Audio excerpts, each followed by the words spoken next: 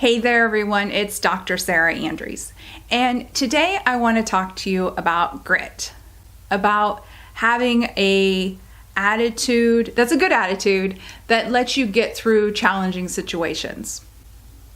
So I was reminded of the importance of this when I had a phone call with my mom. She was telling me that one of my nieces was really struggling with school in a particular subject. And she said, Sarah, you should talk to her. You should tell her that just because you're struggling in a specific subject doesn't mean that you can't be successful in life.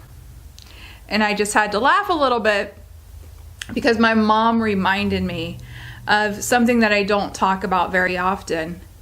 And that is how people who are successful can still have struggles and things that they're not amazing at and things that they have to work hard and they have challenges. So when I was in high school, I barely passed. And when I say barely passed, I mean I barely passed. And I left high school thinking that I was going to go to college, even though I barely passed high school. So I tried, and the first semester that I was in college, I was basically failed the first semester, but they don't let you fail your first semester. They call it academic probation.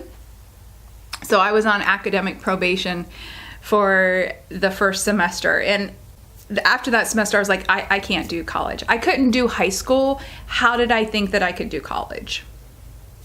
So I left and I worked some restaurant jobs and factory jobs. And I remember I was working in a factory.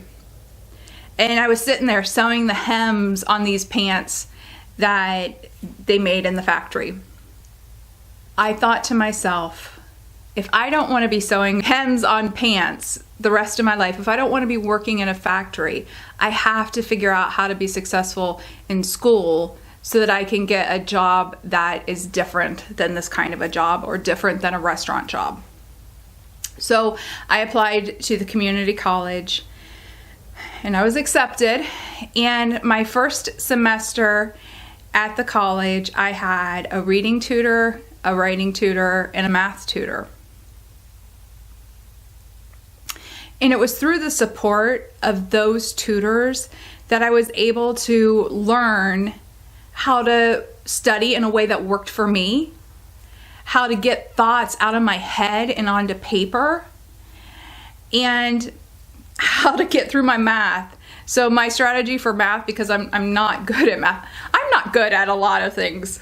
I'll just be honest. I'm not good at math. I'm not good at writing grammar wise. I'm good at getting ideas, but not the mechanics of it. So with their help, and with taking math like literally semester after semester, so that way I didn't lose the stuff I had learned in between, I was able to get through my first 2 years, and I got an associate's degree. Then I tried to get a job in that field, and I loved it when I was studying it, and I hated the work.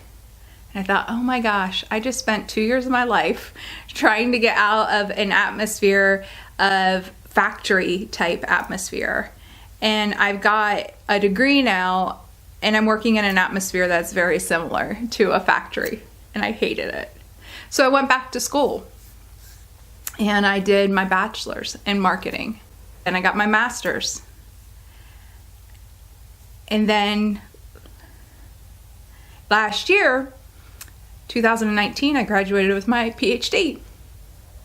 And today when my mom was talking about it, she said, Sarah, I would have never named you as the child who would have got a doctorate because you just struggled so hard in school.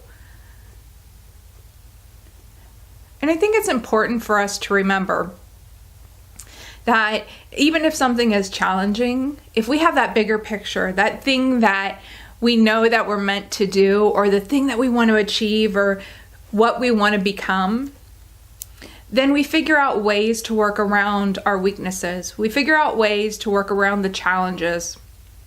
We figure out ways to keep the falls and the roadblocks from getting in our way. We figure out the ways to get it done.